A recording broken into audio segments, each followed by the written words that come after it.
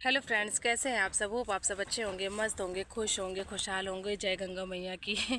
तो मैं प्रयागराज से वापस आ गई हूँ, जैसा कि मैंने वीडियो में शेयर भी किया हुआ है। मैंने 2-3 वीडियो शायद डाल दिया हुआ है प्रयागराज का।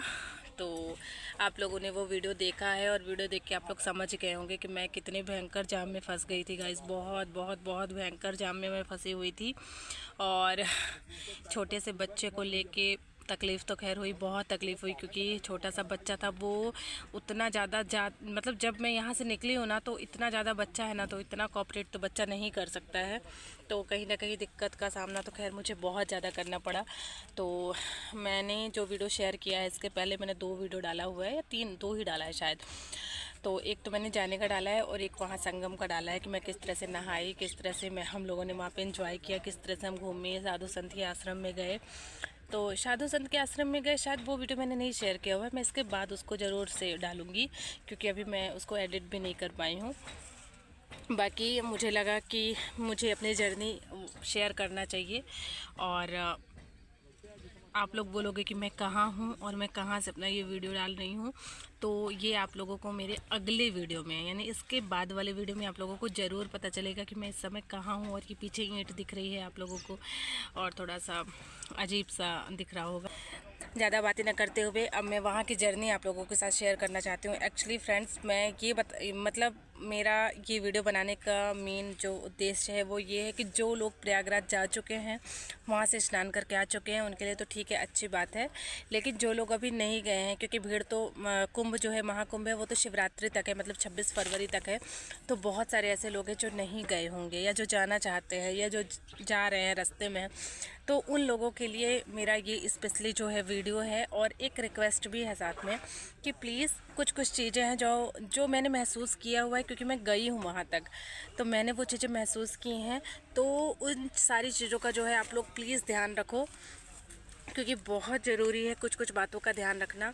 और सबसे पहले मैं अपनी जर्नी आप लोगों के साथ शेयर करना चाहूँगी।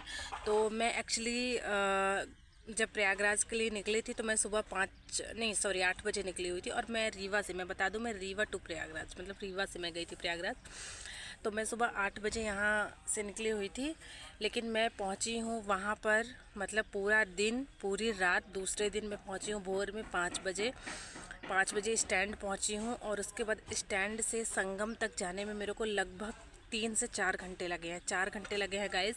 मैं बहुत पैदल चली हूँ, बहुत ज़्यादा, मतलब लगभग 30 किलोमीटर के आसपास चली हूँ। और जब मैं वहाँ से लौटी हूँ, तब भी मैं 30 से 32 किलोमीटर पैदल चली हूँ। मतलब इतना तो था कि हाँ, चलना ही है। चलना उनको नहीं पड़ता था, या तो जिनकी प्राइवेट गाड़ी थी उनको थोड़ा सा कम चलना पड़ता था, या फिर जो बाइक से गए हुए थे, बाइक वाले तो बहुत कम, ना के बराबर ही चल रहे थे। तो ऐसा था, बट हम लोग तो बहुत ज़्यादा चले हैं, मैं आपसे बता दूं।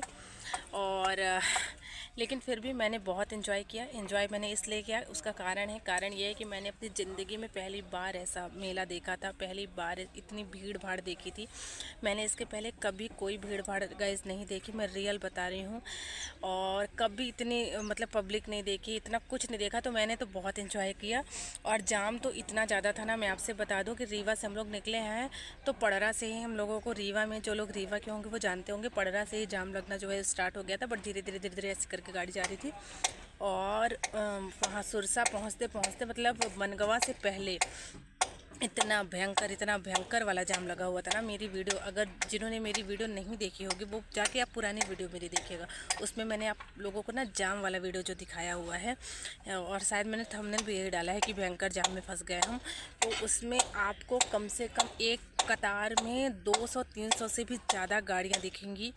मतलब आपकी नज़रें जहाँ तक जाएंगी, आपको सिर्फ और सिर्फ गाड़ी के अलावा और कुछ भी नहीं दिखेगा। कार, छोटी गाड़ियाँ, बड़ी गाड़ी, बस। तो इतनी ज़्यादा भीड़ थी। और मनगमा से लेके चाक घाट तक तो इतनी भीड़, मतलब इतना जाम था ना, कि जिसका कोई हिसाब नहीं। जाम मतलब जाम की ये कंडीशन थी कि हम लोग 3-3, 4-4 घंटे बस में, या तो बस में बैठते थे, या बस से उतर के नीचे टहलते थे, कुछ भी करो, मतलब 4-4 घंटे ऐसा भी हुआ है। और कहीं कोई रेस्टोरेंट मिल जाए या कुछ मिल जाए तो वहाँ पर पता है इतनी पब्लिक एक साथ एक झुंड में पहुँचती थी कि अगर रेस्टोरेंट में समोसा दिखता नहीं था यार, दिखता नहीं था वहाँ कुछ खाने पीने की चीज़ें, सब सिर्फ चाय के अलावा कुछ नहीं मिलता था। तो चाय हम लोगों ने बहुत पी। हाँ, मेरे राघव ने बहुत कोऑपरेट किया। दिन में तो खैर वो थोड़ा बहुत परेशान कर रहा था, लेकिन जैसे ही शाम के 5 बजे से वो लड़का ना बिल्कुल परेशान नहीं किया। इतने अच्छे से एंजॉय करा उसने। और संगम पहुंचने के बाद, मतलब प्रयागराज पहुंचने के बाद तो खैर 1% उसने परेशान नहीं किया। 1% भी, इतना छोटा बच्चा होने के बावजूद उसने 1% हम लोगों को परेशान नहीं किया। हम लोग बहुत अच्छे से नहाए धोए वहाँ थी। और साधु संतोष का जो पीछे टेंट लगा था, मतलब उधर साइड जमुना पुल के उधर भी हम लोग गए हुए थे। हमारे खुद के गुरुजी मतलब बल्लवाचार्य जी थे, उनका टेंट था, तो वहाँ भी हम लोग गए हुए थे। बाकी राम कमल दास जी का टेंट, वहाँ भी हम लोग गए हुए थे मिलने के लिए, बट उनसे नहीं मिल पाए उस टाइम पे। वो टाइमिंग का थोड़ा सा इशू हो गया था, इसलिए हम लोग नहीं मिल पाए। बाकी मिले और बहुत अच्छे से एंजॉय किया। और उसके बाद फिर हम लोग घर के लिए रवाना हुए। तो घर के लिए हम लोग मतलब पैदल हम लोग 4 घंटे फिर चले संगम से स्टैंड तक। और स्टैंड से आने में उतना जाम नहीं था पर एक लिमिट में था। मतलब आने में क्या है, 9 बजे रात में हम लोग बैठे हैं गाड़ी में, और 9 बजे नहीं 8 बजे बैठ गए। हाँ, 8 बजे बैठे हैं और 2:30 साढ़े 3 बजे पहुंच गए हैं। तो नॉर्मल ही था, इतना तो चलता है। और अब मैं बात करूं, ये तो मेरी हो गई जर्नी जो मैंने आप लोगों के साथ शेयर की, और इसके पहले भी मैंने शेयर की हुई है पूरा क्लिप दिखा के। और इसमें मैंने बस ऐसे मौखिक आप लोगों को बता दिया। अब मेन चीज़ है, मेन जो मैं बताना चाहती हूँ वो आप लोग ध्यान से सुनो। तो मेन बात सिर्फ ये है कि जो लोग प्रयागराज जाना चाह रहे हो या जिनको जाना है, तो उनके लिए मेन बात ये है कि देखो भीड़ इतनी ज़्यादा है, जाम इतना ज़्यादा है, इतनी ट्रैफिक है, कितना समय लग जाए कुछ नहीं कहा जा सकता है। क्योंकि लोग बहुत दूर दूर से आ रहे हैं, कोई दिल्ली से आ रहा है, कोई भोपाल से आ रहा है, कोई कोलकाता से आ रहा है, कोई मतलब बहुत दूर दूर से आ रहे हैं। इवन मुझे ना वहाँ के चंबल के भी मिले हुए थे। चंबल की एक फैमिली थी, तो वो बहुत अच्छी फैमिली थी, उनके साथ हम लोगों ने बहुत टाइम भी स्पेंड किया और बहुत अच्छे से मतलब मुलाकात हुई, बहुत अच्छे से, बहुत अच्छी फैमिली थी वो। तो बहुत दूर दूर से लोग आ रहे हैं। तो मैं सिर्फ ये रिक्वेस्ट आप लोगों से करना चाहूँगी कि अगर आप लोग 2 दिन का समय लेके आ रहे हो तो आप उसको 2 मत मानो, आप उसको सीधे सीधे 5 दिन ही मान लो। और सबसे बड़ी बात ये है कि जो बच्चे को लेके आ रहे हैं तो वो इस चीज़ का ज़रूर ध्यान रखें कि बच्चों की सारी दवाइयाँ आपके पास होनी चाहिए। नॉर्मल जो बेसिक दवाइयाँ जैसे फीवर की हो गई, पेन की हो गई, पेन किलर, और क्या नाम से जो और भी बच्चों को दस्त वगैरह स्टार्ट हो जाता है, बच्चे का कुछ पता नहीं चलता भाई, बच्चों को वॉमिटिंग भी जल्दी आने लगती है। तो ये सारी दवाइयाँ आप लोगों को ज़रूर रखना चाहिए। अगर आप बच्चे को लेके ट्रैवल कर रहे हो, स्पेशली प्रयागराज आ रहे हो, तो आपको ज़रूर मतलब 100% आपको आपके पास ये दवाइयाँ होनी चाहिए, ठीक है ना। और इसके बाद मैं बात करूँगी जो बड़े हैं, बुज़ुर्ग हैं, जिनकी दवाइयाँ चल रही हैं, और बड़े बुज़ुर्ग क्या किसी भी एज के आप हो, और अगर आपकी शुगर बीपी की दवाइयाँ चल रही हैं, किसी की हार्ट की प्रॉब्लम है, मतलब जिसकी भी रेगुलर बेसिस पे दवाइयाँ चल रही हैं, जिनको ये है कि हाँ डेली रेगुलर आपको दवाइयाँ लेनी है, वो प्लीज़ आप लोग ज़्यादा से ज़्यादा डोज रख लो।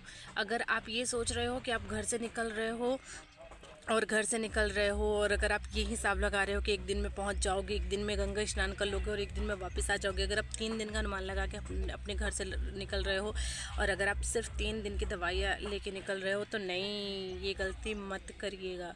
मैं तो यही सजेस्ट करूँगी कि ये गलती आप लोग मत करिएगा। अगर आप लोग घर से निकल रहे हो और अगर आपको ये लग भी रहा है कि आप 3 दिन में पहुँच जाओगे, लेकिन फिर भी कम से कम 6 दिन की दवाइयाँ रखो। आप रिस्क बिल्कुल भी नहीं लेना है, रिस्क मत लीजिए। मैं तो यही आप लोगों को सजेस्ट करूँगी, क्योंकि मैं वहाँ से होके आई हूँ, मैंने वहाँ की भीड़ देखी है, मैंने वहाँ का ट्रैफिक देखा है, मैंने वहाँ का सब कुछ देखा है। और मेरा छोटा सा ब्लॉग आप लोगों को कैसा लगा, मेरी दी हुई टिप्स आप लोगों को कैसे लगी, पसंद आई हो तो जाते जाते मेरे चैनल को प्लीज़ सब्सक्राइब कर दीजिएगा, चैनल को लाइक करिएगा, शेयर करिएगा, कमेंट करिएगा। अब मिलते हैं आप लोगों से नेक्स्ट ब्लॉग में, तब तक के लिए बाय बाय गाइस। और बस यही सारी चीज़ें आप लोगों के साथ शेयर करनी थी, यही सारी चीज़ें आप लोगों को बताना था, वहाँ का पूरा हाल आप लोगों को बताना था कि भाई जो भी जाओ तो अपनी पूरी व्यवस्था के साथ जाओ, खाने पीने की भी पूरी चीज़ें रख लो, क्योंकि कब किस चीज़ की ज़रूरत पड़ जाए कुछ कहा नहीं जा सकता। खाने पीने की भी आप भरपूर चीज़ें रख लीजिए, जितना कि ख़राब ना हो, जो आप ले जा सकते हो। ऐसा मैं नहीं कह रही हूँ कि चलो पूरी सब्ज़ी 10 दिन की ले लो, ऐसा नहीं है। जो चीज़ें ख़राब भी नहीं हो सकती हैं और आपका पेट भी थोड़ा बहुत भर जाएगा, ऐसी चीज़ें रख लो। दवाइयाँ पूरी रख लो, है ना। बच्चे को ले जा रहे हो तो इस हिसाब से कपड़े भी आपके पास पूरे होने चाहिए। भले अभी ठंड तो कम है, लेकिन हाँ, रास्ते में भाई ठंड लगती है। हम लोगों ने तो लिया हुआ था, रास्ते में ठंड लगती है। तो बस यही सारी चीज़ें आप लोगों के साथ शेयर करना था। और स्पेशली अगर मैं मेरी बात करूं, मेरी फैमिली की बात करूं, तो हमारी फैमिली में हम 3 लोग गए थे, मैं, मम्मी और मेरे हस्बैंड और मेरा बेटा, 4 लोग थे। तो हम लोगों ने तो खैर बहुत इन्जॉय किया, बहुत बहुत बहुत इन्जॉय किया, क्योंकि मैंने अपने लाइफ में, अपनी ज़िंदगी में पहली बार ऐसा कुछ देखा था। तो मैंने बहुत इन्जॉय किया। और आप जो लोग भी आप प्रयागराज जाओ, सब लोग अच्छे से एंजॉय करो, अच्छे से गंगा स्नान करो। बस इसी शुभकामना के साथ मैं इस ब्लॉग का करूँगी एंड। और ये मेरा छोटा सा ब्लॉग आप लोगों को कैसा लगा, पसंद आया होगा तो प्लीज़ मेरे चैनल को सब्सक्राइब करिएगा, लाइक करिएगा, शेयर करिएगा, कमेंट करिएगा। Bye bye guys.